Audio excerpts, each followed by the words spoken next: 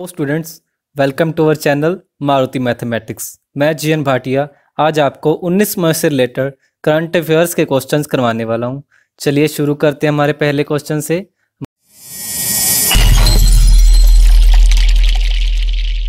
हमारा पहला क्वेश्चन क्या है? किशोर बियानी का फ्यूचर कंज्यूमर ने राइट्स इशू के द्वारा कितने करोड़ रुपए जुटाए जाने की घोषणा की है? चलिए इसके ऑप्शंस पढ़ते हैं। पहला ऑप्शन क्या है? 100 करोड़ रुपए, 200 करोड़ रुपए, 300 करोड़ रुपए या फिर 500 करोड़ रुपए। तो चलिए इसका आंसर देखते हैं। तो इसका आंसर क्या है? ये कहते हैं कि 300 करोड़ रुपए किशोर बियानी का फ्यूचर कंज्यूमर ने राइट्स इशू के द्वारा 300 करोड़ रुपए जुटाए जाने की घोषणा की है, जिसके लिए क्या है हमारा? राधा कृष्ण दमानी ने इंडिया सीमेंट्स लिमिटेड में अपनी हिस्सेदारी में मार्च 2020 तक कितने फीसदी की बढ़ोतरी करने की घोषणा की है? चलिए इसके ऑप्शन देखते हैं। 12.16%, 13.16%, 14.16% या फिर 15.16%। चलिए इसका आंसर देखते हैं। इसका आंसर क्या है? 15.16%। क्या है? राधा कृष्णन दमानी ने इंडिया सीमेंट्स लिमिटेड में अपनी हिस्सेदारी में मार्च 2020 तक 15.16% की बढ़ोतरी करने की घोषणा की है। एवेन्यू सुपर मार्ट्स के संस्थापक राधा कृष्णन की जो है राधा कृष्णन दमानी, वो एवेन्यू सुपर मार्ट्स के संस्थापक हैं और उनके भाई गोपी कृष्ण दमानी की इंडिया सीमेंट्स में हिस्सेदारी बढ़कर अब 19.89% हो गई है। तो ये जो गोपी कृष्ण दमानी है, ये इंडियन सीमेंट्स में इनकी हिस्सेदारी है। चलिए अगला क्वेश्चन देखते हैं। आगे क्या है? AITA ने अंकिता रैना और दिविज शरण को किस पुरस्कार के लिए नामांकित किए जाने की घोषणा की है? अभी पहले ये जानते हैं कि AITA क्या है। अभी AITA मतलब है, इसकी फुल फॉर्म है AITA। इसकी फुल फॉर्म क्या है? ऑल इंडिया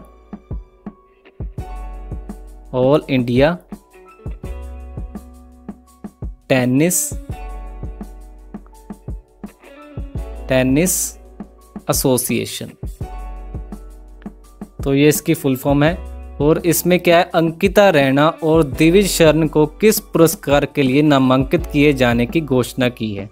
तो इसके ऑप्शंस हैं खेल रत्न, भारत रत्न, राजीव गांधी रत्न और अर्जुन पुरस्कार। तो इसका आंसर क्या है? अर्जुन पुरस्कार।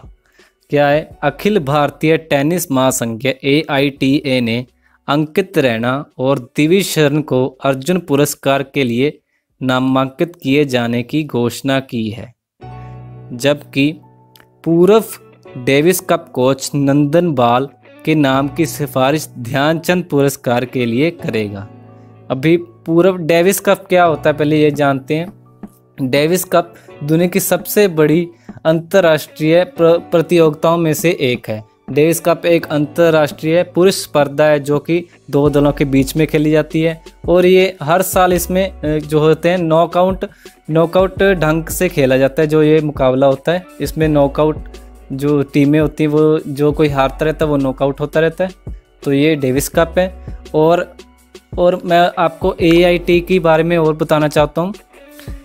AIT में जो ऑल इंडिया हमारी टेनिस एसोसिएशन है, इसमें क्या है?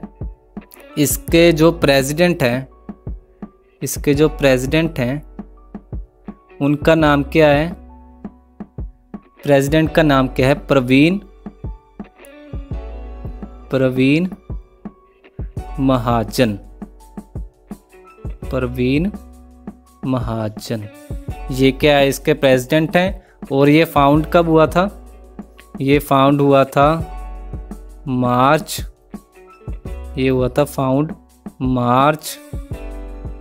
1920 में। और जो इसका हेडक्वार्टर है वो कहाँ पे है? इसका हेडक्वार्टर है दिल्ली में, जो कि है RK खन्ना टेनिस स्टेडियम। तो ये था AIT के बारे में।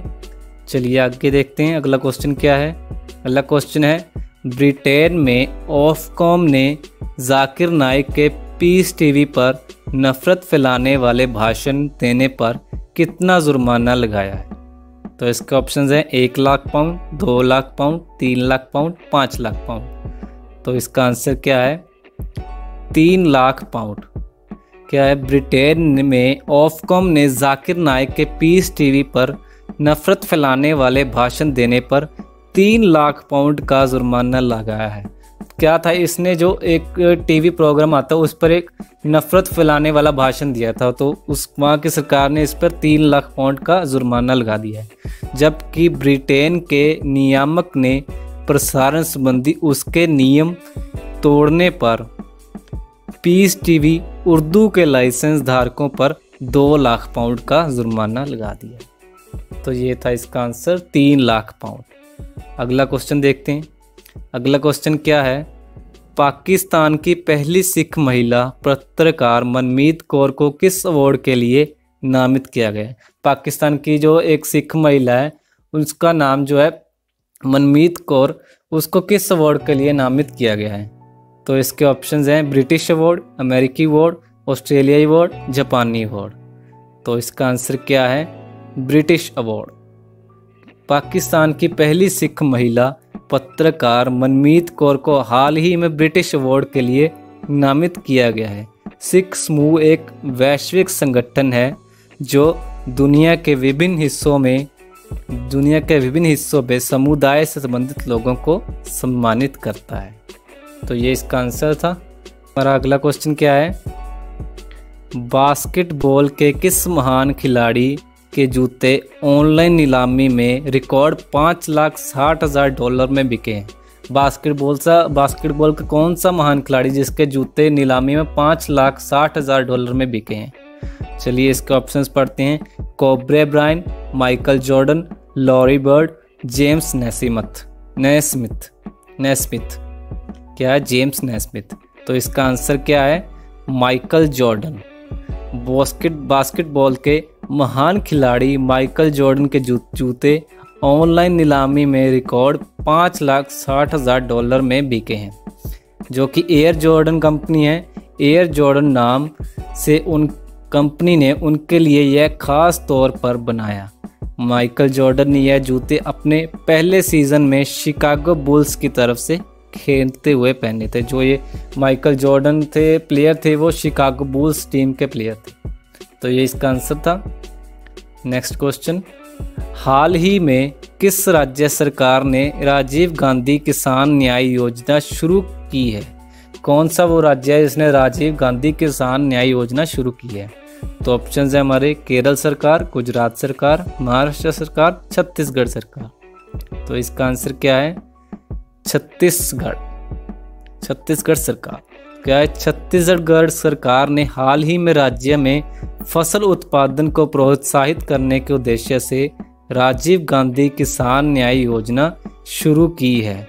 इस योजना का शुभ आरंभ पूर्व प्रधानमंत्री राजीव गांधी की पुण्यतिथि से किया जाएगा। पुण्यतिथि मतलब डेथ एनिवर्सरी। तो उनकी डेथ कब हुई थी? उनकी डेथ हुई थी 21 मई 1991, जो कि परसों है। तो 21 मई को इस जो ये सेवा है उसका आरंभ किया जाएगा। तो ये था हमारा आंसर। नेक्स्ट क्वेश्चन, एक रिपोर्ट के मुताबिक भारत में 5 वर्ष से कम आयु के कितने प्रतिशत बच्चों की मौत बाल और मृत कुपोषण से हुई है? जो कि भारत में 5 वर्ष से कम आयु के कितने प्रतिशत बच्चे हैं जो कि बाल और कुपोषण की वजह से उनकी मौत हो चुकी है? तो ऑप्शन है इसके 50%, 62%, 68% और 78%। तो इसका आंसर क्या है? 68%। तो इंडिया स्टेट लेवल के लेसेंट की रिपोर्ट के मुताबिक भारत में वर्ष 2000 के बाद 5 वर्ष से कम आयु के 68% बच्चों की मौत बाल और मृत कुपोषण से हुई है, जबकि 83% नवजात की मौत जन्म के समय कम वजन के कारण हुई है। जो कि 83% नवजात बच्चे थे, उनका जो वज़न था वो इतना ज़्यादा कम था, उसकी वजह से उनकी जो थी मृत्यु हुई थी। तो ये था इसका आंसर। अगला क्वेश्चन देखते हैं। अगला क्वेश्चन क्या है? 19 मई 2011 को 58वें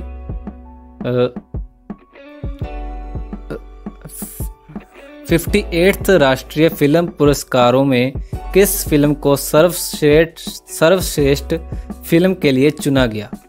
तो इसके ऑप्शंस हैं रॉकस्टार, ए दे मानते मकान अबू, जिंदगी ना मिलेगी दोबारा, नो वन किल जेसिका। तो इसका आंसर क्या है? ए दे मानते मकान अबू। ये क्या थी? एक मलयालम फिल्म थी। तो क्या था? 19 मई 2011 को 58th राष्ट्रीय फिल्म पुरस्कारों में मलयालम फिल्म ए दे मानते मकान अबू को सर्वश्रेष्ठ फिल्म के लिए चुना गया।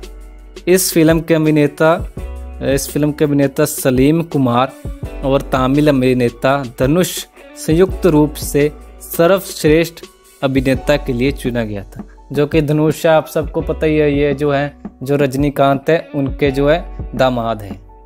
तो ये था इसका आंसर। चलिए अगला क्वेश्चन देखते हैं। अगला क्वेश्चन क्या है?